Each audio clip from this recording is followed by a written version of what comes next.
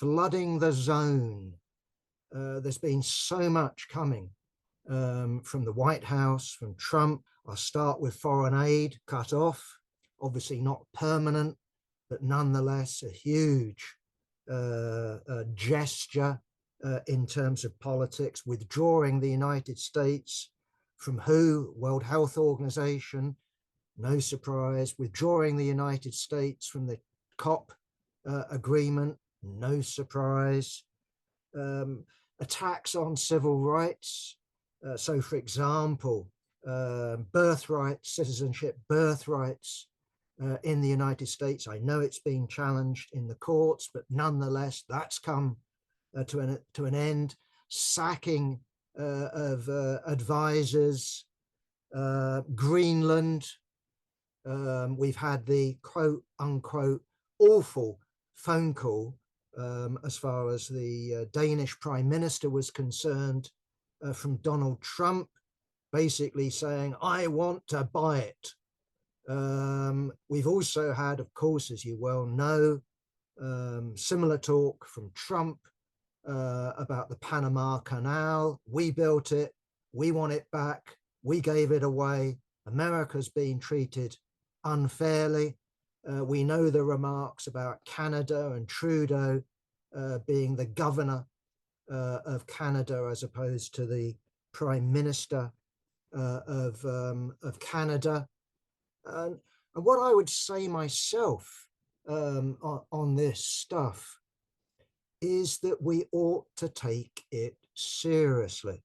There's so much commentary in Britain. And I also think the United States, all you need to do is look at Hillary Clinton sitting there in the inauguration ceremony, swearing in Trump when he talked about the Gulf of Mexico being renamed the Gulf of America.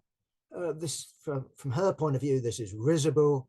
From the point of view of civilized, sensible, liberal individuals, the idea of the United States claiming, Canada, claiming Greenland is beyond the pale. But in reality, we need to recognize that the period of history, at least that I've lived through, is in many ways exceptional in terms of the history of capitalism.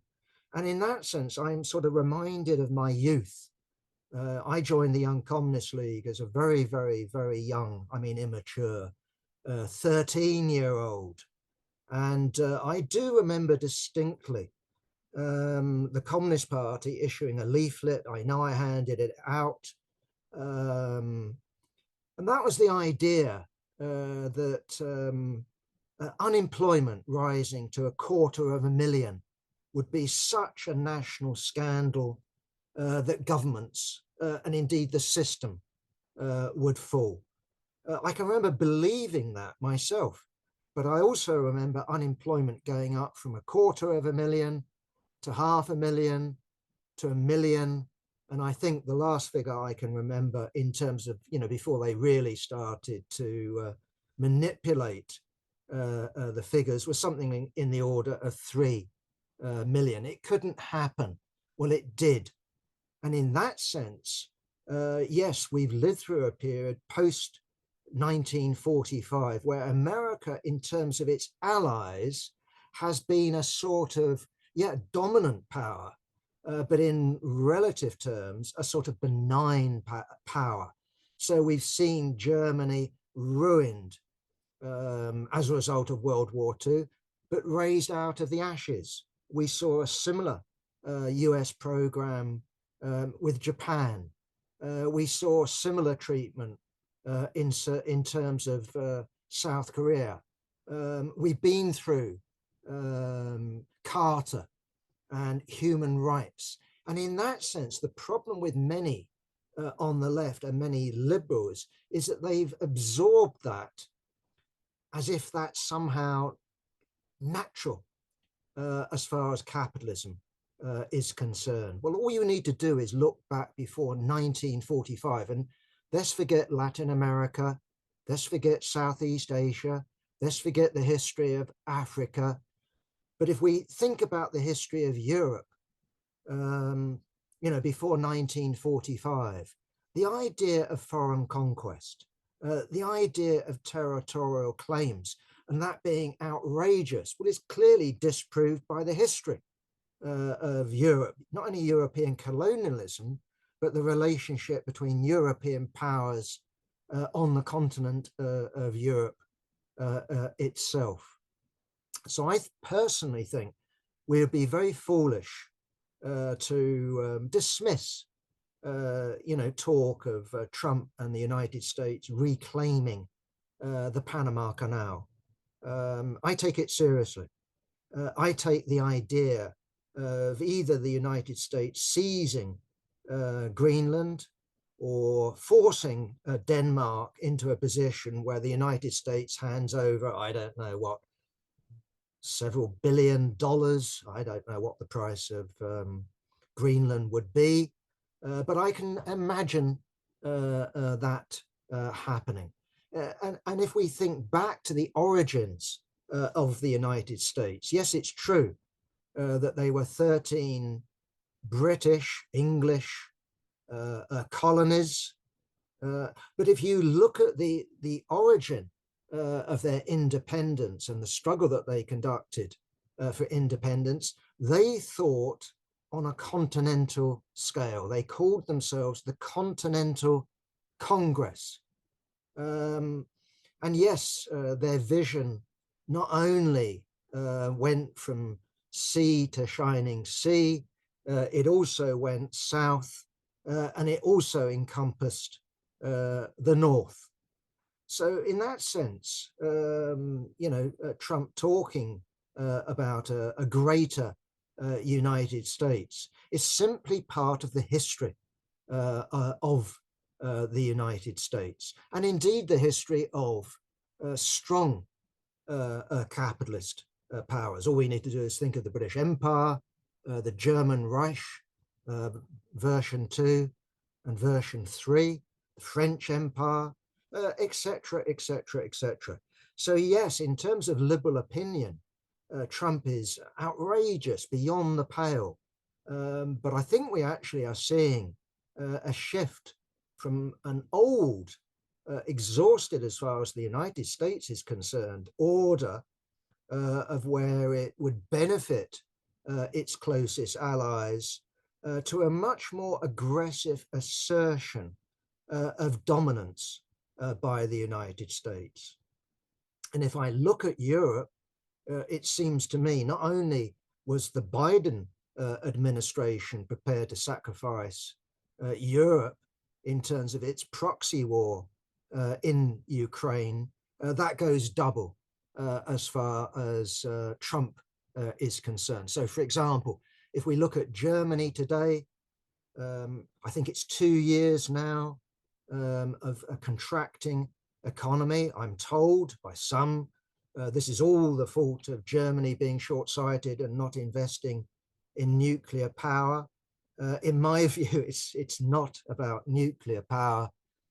It's about the United States depriving Germany of cheap gas and oil from Russia. Nuclear power is expensive, and what Germany and German industry did rely on is doing a deal with Russia, prior to that, the Soviet Union, of where they would supply cheap oil, cheap gas, and that was the basis of German industry. And it allowed Germany to become, wasn't it, until the rise of China, the world's biggest exporter country, but it was certainly the industrial powerhouse of Europe. And if we look at it now, no cheap oil, no cheap gas, and we all know when it came to Nord Stream 1 and Nord Stream 2, it weren't the Russians that blew it up. It wasn't, I don't think, could have been, but I don't think, the Ukrainians. Almost certainly it was the United States. And this is a message: if you defy us, things will be even worse for you. So my expectation is that Trump is leading the United States into a much more aggressive assertion of its dominance. I think Trump has a program, to reverse the relative decline of the United States. In a certain sense, the United States had to decline. If we look at it coming out of World War II, Europe was in ruins. The British Empire was completely in debt to the United States. Britain had already agreed to hand over global domination to the United States. True that there was the Soviet Union, mass communist parties, but in the capitalist world, the United States had no serious challenger. And I think, if I remember my figures correctly, it accounted for something like 50% of global industrial production. So once Germany recovered, once Japan recovered, once Europe had recovered, of course, the United States would go into relative decline. And of course, we've seen the rise of China, at the behest of the United States. So the United States was bound on one level to go into relative decline. But I think Trump and the US ruling class, at least the Trump wing of the US ruling class, is determined to reverse that relative decline using much more aggressive, much more confrontational measures than we saw under Biden and under previous presidents. And clearly Trump has hit the ground running this time. And,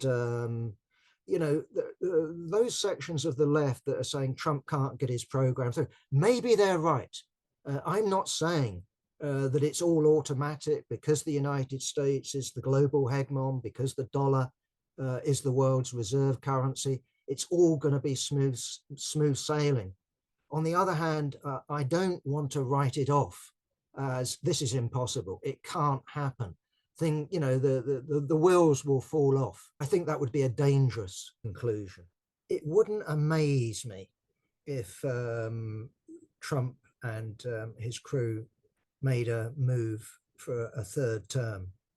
I don't know what that requires in terms of majority, on the other hand, in Congress. I suspect that it'd be one of these 2/3 things, but I'm going to have to consult with someone who knows about the US Constitution. But yes, I've heard him say it before. Obviously, what counts against it is his age, because we're all mortal. And in that sense, he's more mortal than even us lot. So, yeah, I can imagine it. And I can imagine that becoming we want a third term. Whether it's realizable, even with Trump, I'm not going to go there. Mike's coming in next and he'll tell us you can't do it without 2/3 Senate or whatever it happens to be. Anyway, I don't know. But in terms of his movement, in terms of the mega movement, it wouldn't surprise me that became a slogan that they're coming out with. In terms of what Joseph said, I don't know whether Trump has been unpredictable, Joseph, on Ukraine. I've actually found him quite predictable, quite consistent. He's been against the war. I think that's a consistent position. There's been skepticism, remember, from the Republicans. And the more that Trump looked like he was going to be their candidate, and the more he looked like he was going to win, the more that has been voiced. And so again, what's in mind, I don't know, but I can only make sense of it myself by saying that this is part of some grand strategic maneuver. I don't think it's just because Trump is the peacemaker, but I could be wrong. But that's my reading of Trump in terms of Trump's bizarre statements on Gaza. This is really my point, that yeah, it is sick, yes, but I fear that this will stop being bizarre and it will become the norm, that sort of behavior. How is Israel formed? Expelling masses of people. Why is that bizarre to clear masses of people out of Gaza? It's horrible, but I fear myself that will happen on the West Bank. And I also fear that laws can be changed in Israel that deprive people of citizenship, for example. So I do, this is my fear, that we are moving into a world of where what appeared to be bizarre, that was my point about unemployment, 500,000, a million, 3 million homeless people on the streets. Well, no, this is now our new norm. And so the world that we're going towards looks to me to be highly unpleasant, highly, how should I put it, brutal. That's my fear, that's my expectation. And we will be wrong to bank on liberals and the Tony Blairs or the Hillary Clintons or the Keir Starmers, the sensible people to rescue us, or the BRICS to rescue us. We've got to rescue ourselves. And the first task, in my opinion, is for the left, not all the left, but the left to start getting its act together. And that's why this communist fusion, which involves no forces, but it's symbolic, and that's where its significance lies. Its ambition is immense, on the other hand. So it's tiny forces, but we want a mass communist party, not only in Britain, but a mass communist party in the world. And when I look at these actuaries talking about global crisis, collapse of civilization,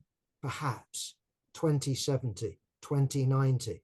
I go, well, what hope have we got? Well, we've got hope if the working class could act and become the ruling class. That to me is the only viable possibility. It's the most extreme, it's the most hard to take seriously, but that's what we've got to do. He can't serve a third term under its constitution. So in order to do it, you need all the apparatus. It's a constitutional amendment. You need all the apparatus of two-thirds majority in both houses, and then followed ratified by two-thirds of the states. So that it's actually very unlikely that he can get a constitutional amendment to get rid of the term limit. That said, um, the constitution doesn't stops him serving as president, but it doesn't stop him standing. So you could have a coup d'état in the form that he stands for election in violation of the third term rule, and then the armed forces behind him just overthrow or the police or his movement behind him just overthrows the constitution to allow him to stand for a third term. You the more, in a sense, more serious one is the 14th Amendment, birthright citizenship. And the reason for this is that there's two ways in which he could go about that. One of which is to read down the scope of the birthright citizenship provisions. It's very difficult to do so because the Supreme Court in the 1890s, not exactly a period of radical Supreme Court radicalism, said this is what the ECJ calls Act Clare. That is to say that it's so transparently that the meaning of the words is everybody born within the United States is a citizen of the United States. That it can't be seriously argued the reverse. But nonetheless, it's possible, given this Supreme Court, it's possible that you could persuade them to reverse the decision in the 1890s. The other alternative possibility, and this is actually has more support among right-wing academics, is to argue that all the Reconstruction amendments are invalid because the way in which they were passed was that they were passed while the southern states were deprived of the vote, and the southern states were not permitted to re-enter the union until they ratified the amendments. And that means that when the southern states voted to ratify the amendments, they did so under duress. So the argument, the problem is, if you do that, actually again, is the Supreme Court going to, as a matter of politics, uh, uh, do that? Because actually, the Supreme Court doing that is to say we reverse the result of the American Civil War. Mhm. Because it implies that you've restored states' rights as far as the slave question is concerned. Mhm.